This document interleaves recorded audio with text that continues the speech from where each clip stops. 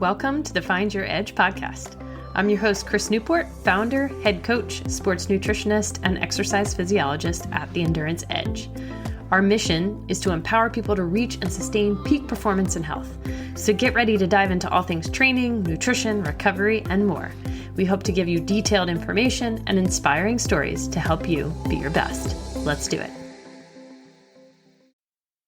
Welcome back to the Find Your Edge podcast. I am your host, Chris Newport, and I am here today with one of our newest dietitians on staff, Amber D'Angelo. Welcome to the show, Amber. Thank you. I'm excited to be here. Well, we are excited to have you, and we've got kind of a cool topic today, an interesting topic, talking all about nutrition and cancer, specifically related to this BRCA or BRCA gene. Give us a little bit of background first on you and your career, and then we'll get into the gene. So go for it. Well, I am a registered dietitian, and I'm also a certified personal trainer and group fitness instructor. I have been in the health and wellness industry for about 20 years and worked in a lot of different areas of nutrition. I've worked in food service and public health, and now I'm spending my time working more in the sports and performance section. And I really enjoy that, getting to work with people both in the gym and just helping them to accomplish their goals with fitness and in health. Very cool. Well, we love having you as an addition to the team, such great wealth of knowledge. So something I recently learned about, and I think that this is a great topic to discuss, is this BRCA gene. So tell us how you came to, you've got a little bit of a journey to share. So I'm excited to hear about your journey here. So please share. So it has been quite a journey. It started not too long ago. It was last year. My mom was having some symptoms, went to the doctor and found out that she had some tumors on her ovaries. And throughout the testing to kind of figure out what was going on with her, she ended up being diagnosed with stage 3 ovarian cancer. During that testing, they discovered that she has what is called the BRCA2 gene mutation. And what the BRCA gene is, it actually BRCA stands for breast cancer. And there's a BRCA1 and BRCA2, and everybody has those genes. And they're actually considered tumor suppressor genes. And they help repair their proteins, or they're genes that produce proteins that help repair damaged DNA. So they help keep cancer from forming and repair DNA so that we don't have cancer growing in our bodies. If you have a genetic mutation in there, they don't work properly. And so you can have the BRCA1 or 2 genetic mutation that puts you at a higher risk for certain cancers. And it was discovered that my mom had that BRCA2 gene mutation. And after that, as being her child, I have 2 siblings, we had a 50% chance of having that gene also. And so we were all tested, or we could get tested. I have one sibling that also has been tested, another who has decided not to get tested yet. But I was tested after real quickly because I turned 40 and risks go up higher after 40. And so I was tested for that gene mutation and found out that I do also carry that genetic mutation, that BRCA2 genetic mutation. And it was overwhelming because when you get that test back, it shows, in big letters, high risk of cancer. And that's really scary to look at. And then it, breaks it down, and the cancer risks are elevated for breast, ovarian, pancreatic, melanoma, and ocular melanoma. And those are the ones we just know about. And looking at those numbers, I was looking at an up to 84% chance of breast cancer by the time I was 70, where compared to the normal population, it's a 7% chance by the time they're 70. So it's extremely elevated. And ovarian cancer was up to 27% chance by the time I'm 70, and potentially more because I have a family history of it. So my mom had the ovarian cancer. and the normal population is 0.7%. So these are big numbers that are scary. And then with the pancreatic cancer, that's elevated. They're not sure. But looking back in our family history, we started digging back through this after we discovered this, that my grandmother had passed away about 5 years ago from pancreatic cancer. She was never tested for the gene. Wish that she was, because it just can change your life once you have this information, what you can do to prevent those cancers. So not sure what my risk of pancreatic cancer is. Melanoma, it's just an elevated risk. But that is a lot of information to take in all of a sudden when you're not really expecting it. So Amber, did you go to your primary care doctor to have this test? Yes, a primary care doctor. And also, once someone in your family does test positive for this gene mutation, a lot of times the company that did that test will allow you to get tested for 90 days for free, which is great. And so because you have this 50% chance, it's not a cheap test, but once you have the risk, a lot of time you can get that done for free. And so I knew that, went to my primary care doctor. They were able to do that test and then, refer me on to genetic counseling, where they go through everything. So with the genetic counseling that's out there, they'll take you through everything in your history. They'll have you dig back so you can really see what your risks are and walk you through everything there. And from that point, I was then referred on to an oncology center after I had that test. And like I said, with BRCA2, once you're 40, they really like to start doing a lot of prevention. BRCA1 tends to show up younger. So they're looking at the age 30. BRCA2, I had just turned 40 3 months before I got all this information. Oh, happy birthday, right? Yes, happy birthday. I'm 40 and your life's about ready to change. So it was a great birthday present. But it was scary and overwhelming, but all the doctors were really great. And I was kind of thrust into all of these screenings. So mammograms, MRIs, ultrasounds, just making sure that there was no cancer there already. And we had a little bit of scare with a breast MRI, ended up coming back, nothing to worry about. But once you have that scare and once you see these numbers, it makes you have to make some decisions about what you want to do going forward. And they really do recommend having prophylactic surgeries or preventative surgeries at age 40 for the BRCA2 mutation. So that's what we decided to do. We decided in that waiting room when we had that scare that they had potentially found a mass on the MRI, we decided we never want to be in that position again if we can help it. So we were proactive. I say we, my husband and I were sitting there. He's been very supportive through this whole journey. And we decided to move forward with the preventative surgeries. So in September of last year, I had a full hysterectomy, an oophorectomy, which is when they remove your ovaries. So I had ovaries, fallopian tubes, and uterus, cervix, everything taken out. So I was thrust right into menopause overnight. Wow. We're going to tuck a lot out. Yes. So surgical menopause overnight. And that has definitely changed my life. But then I also, once I healed from that, I went ahead and had a double mastectomy in December of last year to prevent my risks of breast cancer. So, and I don't have to have a mammogram or MRI anymore. My risks are so low. It's lower than the normal population now. So reduced my risk significantly by having those surgeries. So what was that like to literally be, I think as a woman or perhaps other women might be like, whoa, you, so you like all the things, all the things that sort of make you, I don't know if that's controversial to say, make you a female, were removed. So what was that like? Yeah, it was definitely overwhelming, a very emotional ride. I decided for the double mastectomy, I did not get traditional reconstruction. I did not want implants, and I wanted as few of surgeries as possible. Getting reconstruction it's a major surgery, going through maybe expanders and having a second surgery and maybe fat grafting and everything else. And I just wanted to be done with it. But that I no longer have breasts and I don't have estrogen in my body anymore. So it was a lot to deal with. But being able to make those decisions to protect my health and to actually live, I feel like I am more alive and I feel like a very strong woman.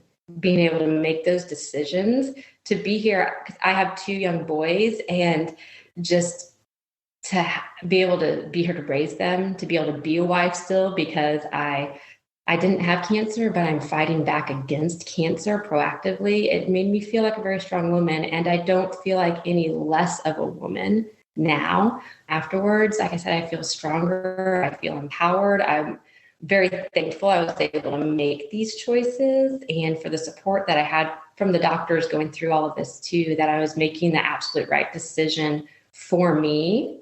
I've always taken a lot of pride and joy in being a strong woman. I love, picking up the heavy weights in class, challenging people to do that. And I feel like this has just reinforced that I can be a strong woman without having breasts or ovaries. So that is really inspiring. Very cool. So now let's tie it back to how you as a healthcare provider, you as a dietitian, like what were some of the things that you were looking into, you were researching perhaps either independently or what you already knew about medical nutrition therapy or MNT for this gene mutation? What were some of those things that you've learned? Well, first, just about the whole surgery and everything, I feel like I recovered very quickly because I was in shape or in good health, because I was working out. I felt strong. My nutrition was good. So taking care of your health going into surgery and being able to recover was great. So that was wonderful. Just knowing that I could take care of my body and bounce back from these surgeries very quickly.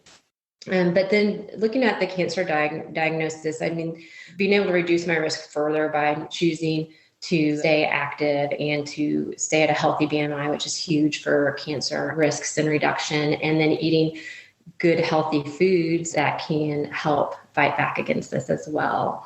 And then looking into nutrition and fitness for menopause. That's been a big journey for me. I wasn't expecting to go through that at 40, but I am, and I've learned a lot. And there's a lot we can unpack with that. But just touching first on just having the BRCA and the nutrition there, maintain a healthy BMI, is huge for cancer reduction, like I said.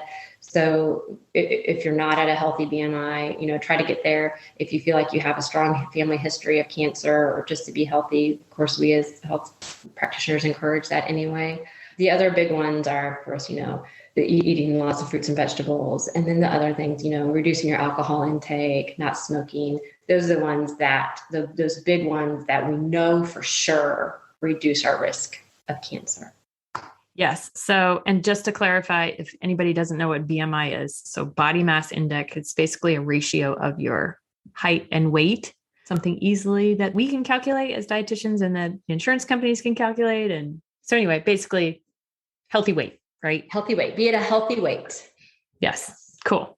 Some of the things that I stumbled upon in my research for this were soy and meat consumption. Mm-hmm. So we got some hot buttons there. What has been some of your findings that you've dug up, or maybe you haven't found an answer yet? Yes. So tell us about that. And, it is definitely an interesting area because we're learning so much and the research is growing in this area. So I would encourage everyone just to dig into the research yourself and to find a doctor that is willing to dig into that research with you. The soy is a really tricky one because old research showed that it could increase risk of breast cancer. And so that was typically avoided. It does have, some phytoestrogens in it. And we take the ovaries out to not only prevent ovarian cancer, but to reduce our risk of breast cancer, because it has shown that the estrogen, can increase your risk of breast cancer. And so those phytoestrogens has scared a lot of health practitioners away from soy. But some of the new research is showing that it could be very beneficial for women with the BRCA gene mutation, or that it can reduce your risk of any women getting breast cancer. But the research is just not solid yet either way. So I think, like most things, it's probably fine in moderation. I have chosen not to go drink a bunch of soy milk right now, just because I still I'm not sure what that research is showing. And, and digging into the research. Who's doing the research? What are they trying to show? Don't just read the conclusion. Read who did the research study. Is there a conflict of interest in the research study? Who's funding the research study? Those are all important things that the media is not going to talk about when they talk about a research study result. So just looking into that information. And then what population was the research study done on? Was it done in other countries in Asian populations where they have a high intake of soy? Well, yes, but their soy intake looks different than ours. They're not eating heavily processed soy like we tend to in a Western diet. Fermented soy is completely different than the soy that might be in a protein bar or in a soy protein powder. So taking things like that and researching what food types were used in those research studies too. So it's a lot. I don't think we have a good solid answer with the soy in moderation, I think. And each person is individual too. And that's something that I've really embraced throughout this whole journey is that I'm an experiment. I am an experiment. Everyone, you are an experiment. Some supplements that work for me aren't going to work for someone else. Just because the research says it's going to work, that research was done on a 65-year-old woman. It may not work on a 40-year-old that has the BRCA2 gene mutation who was thrust into menopause overnight and had these sudden onset. So research doesn't always apply, but it's a great starting point to take that research and then dig in and find out how it works for you.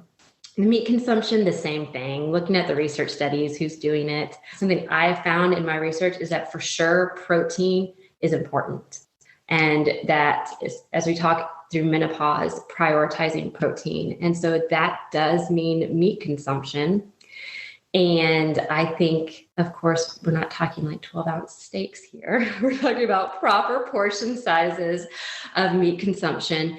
But looking, in that research, I think that there's not a solid answer that a good moderate meat consumption, a healthy consumption of meat is necessarily harmful or going to increase your risk of cancer. Of course, there's better choices, maybe avoiding the processed meats. We know that is linked, to some cancer risks, but protein is definitely important. Cool. Okay. Yeah. Great tips there. I love that you are your best experiment. N equals 1, right? And then I'd love to get into some of the menopause things, but I think you mentioned like processed soy and whatnot, like edamame and tofu and tempeh versus things like soy protein bars and places where soy can be in. I definitely encourage people to talk to their healthcare provider, talk to you about like, okay, well, I'm a little nervous about this. I think if people get nervous, then they just like cut it off completely. Okay, I'm just not going to eat meat. I'm not going to eat soy. It's like, okay, well, now we got other issues because we've eliminated all these other things. I also think it's hard for people to really dig into the research because this is, it's hard. It's hard. So yeah, that's why I think not to have like a shameless plug, but totally have a shameless plug, like talk to your dietitian about those types of things and make that decision together as to whether that's a good choice for you rather than just being like, oh, I'm just going to avoid it altogether. Right. Cool. Okay. So nutrition for menopause. I know there's a lot to unpack. Let's see what we can do in a short amount of time, but maybe what were some of the most overwhelming things for you, whether it be thrust to that position and maybe also from like a nutritional perspective? Definitely being thrust into that position overnight was overwhelming, and not knowing how I was going to respond. Everyone has a different menopause journey. And so, like I said, I was here my own experiment. How am I going to respond to having no hormones all of a sudden, and how bad are my symptoms going to be?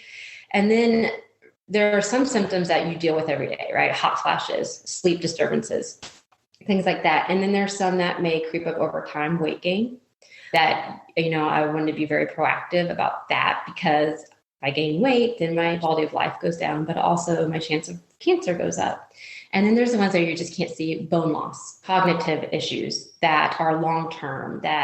So looking at that big picture was overwhelming, but I also was thrust into horrible hot flashes, just really really intense where I felt like I was going to bust into flames every 2 hours. Immediately, I need to deal with this. And there's some nutrition component of that, but there's also, medications and supplements. And HRT is another hot button here with menopause. So there's a lot of research out there, not necessarily nutrition related, but I do think it's very important to touch on that. Again, digging into that research, and the fears that surrounded HRT were from a study back like 20 years ago that was halted abruptly because it's shown that women that were taking combination HRT, so progestin and estrogen, were at a higher risk of cancer, blood clots, heart disease, everything. And so that research was halted. Now, as they've dug back through that big research, and it was the WHI, the Women's Health Initiative study, to reference that, a lot of research has been done coming from that, but also going back and analyzing that. And they really found out that it was mostly in women over 60 that were having these, not necessarily a woman who is 40 or 50. And women who waited longer than 10 years to start hormone replacement therapy were having these issues.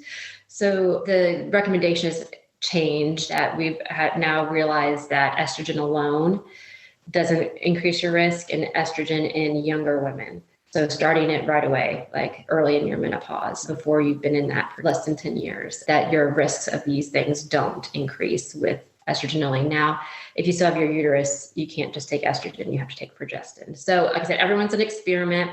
It differs, but taking HRT or hormone replacement therapy can help with a lot of the menopause related issues. Now, I tried to go for a while without it. Like I said, I got to the point where I thought I was going to lose my mind. I couldn't sleep.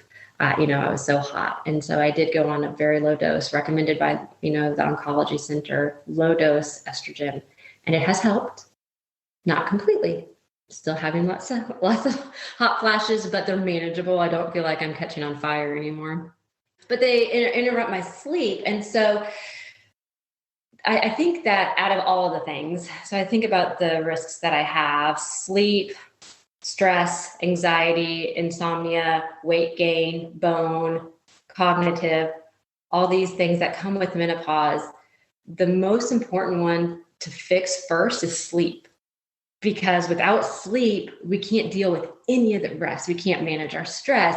We can't go to the gym and work out and lift heavy, and we can't relax. We can't do anything that if we're not sleeping properly. So dealing first with that, and hormone replacement therapy was a big thing, but it didn't help completely. So I had to look into what might be triggering my hot flashes, what might help me fall asleep. And I turned to nutrition because I'm a dietitian, and that's what we do. We turn to nutrition. And so looking into what could help with hot flashes, and there are definitely some triggers, and different people have different triggers, but alcohol is a trigger. Sugar can be a trigger for some people. Just maybe eating a little too much can be a trigger of those hot flashes. And so I found that I do feel like with my intake specifically, I found that my insulin resistance has changed a little bit. I'm a little more carb sensitive than I used to be. And so managing that through managing my carb intake and increasing my protein intake and combining protein with carbs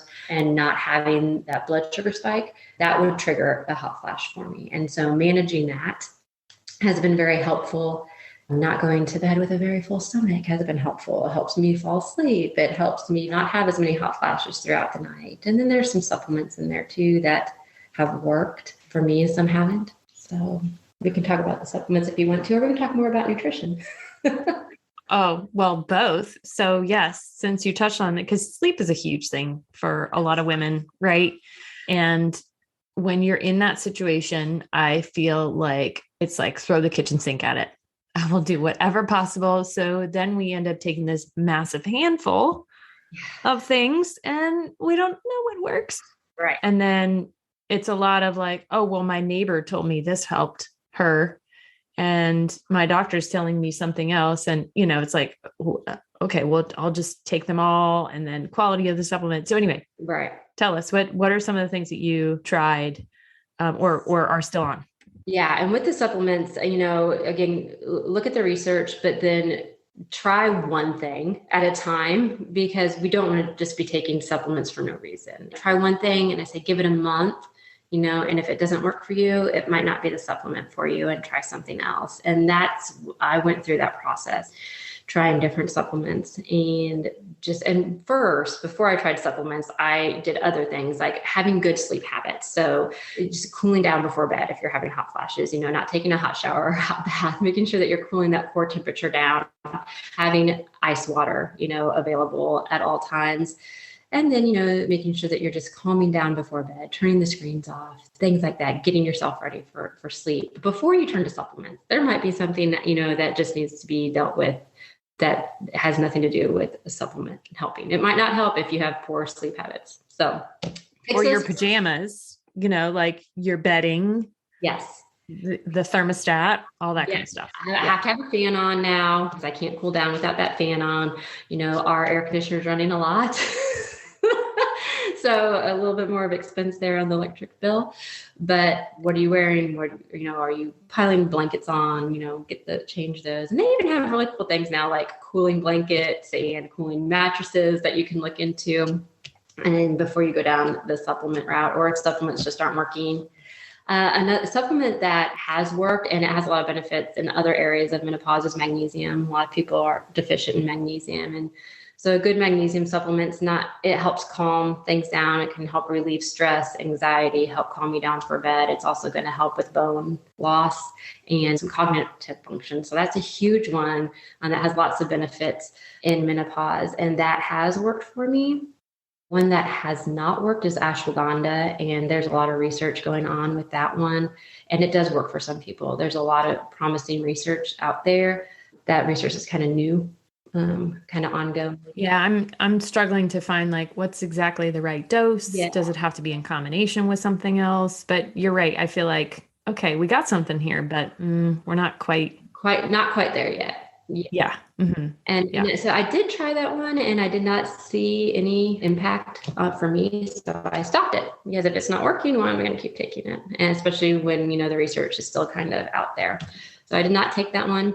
One that I've seen huge benefit from is L-theanine, and that's in green tea. It's in all tea, but pretty high doses in green tea. And I've found that has benefit. So I've struggled with some anxiety and some mood stuff in menopause also. And that has just helped. And there's something about sitting down with a cup of tea that just is calming anyway. So having green tea has helped calm me throughout the day, but then having either some decaf green tea or just L-theanine supplement before bed really calms me down and has helped me sleep. And I don't either I'm not having the hot flashes or they might not be disturbing me enough to wake me up. So I can get about 5 hours worth of uninterrupted sleep when I take L-theanine. So then it's like being a new mom again, isn't it? It is. You're like, a miracle, 5 hours. Yes. And so that's been beneficial for me. It might not help other people. And then there's some interesting research out there with melatonin also. And I feel like that one can be overused sometimes, especially in children. But in menopause, looking specifically at menopause, melatonin drops with our estrogen levels. So we just aren't producing as much. So at that point, it makes sense to use melatonin in menopause. And it has also, there's some research out there showing that it can help with bone loss in menopause, and it can also help with mood. And that mood. Yeah, it's a really strong antioxidant too. Yeah. So, yeah. So I think, and again, we're not grabbing huge handfuls. We don't need a lot of melatonin. And I think take that in too high of doses. So, working with a dietitian or your doctor to find the right dose. And I'm a big fan of starting with the smallest dose and to see if that works. And if not, you can increase it. Yeah. So what were your L-theanine and melatonin doses that maybe you started with and you have at least ended up with now? So the melatonin dose, I'm not necessarily I'm taking that as needed. I don't take it every night. So I started with about 3 milligrams, I think, with that. And occasionally I would take 5. So I don't think I ever have taken more than 5 milligrams for that. And I found that to be really helpful when I do take that. And then the L-theanine, I'm just taking in green tea. So I prefer to get the supplements through natural sources, through food sources if possible. And so I'll drink green tea throughout the day, and I'll switch over to decaf tea at night and drink the decaf green tea because L-theanine is still in there. I know when we take the caffeine out, it can affect some of the antioxidants and things like that, but the L-theanine is still there in high doses in the tea.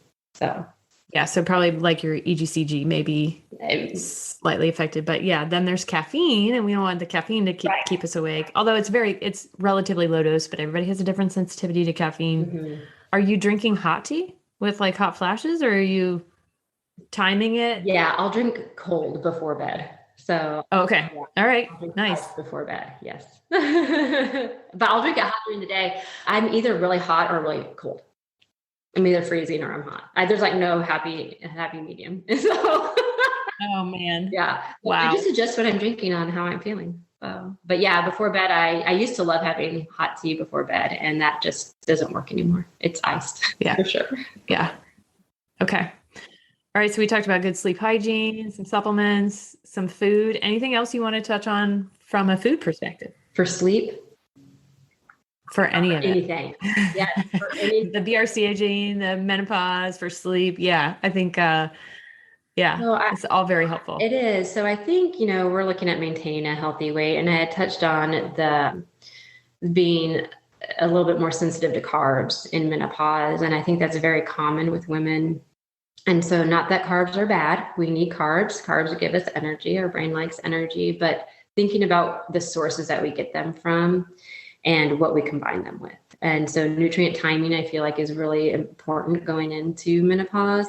So changing, majority of my carbs come from vegetables, fruits, high fiber grains. And then. So this is not a no carb diet, right? They've not been eliminated. Okay.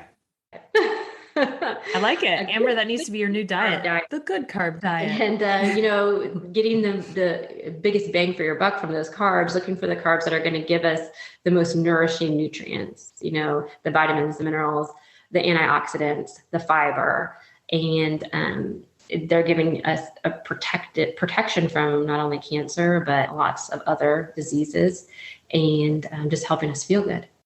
But I don't like to ever have a carb on its own. I always say, don't eat a carb naked. Is one thing.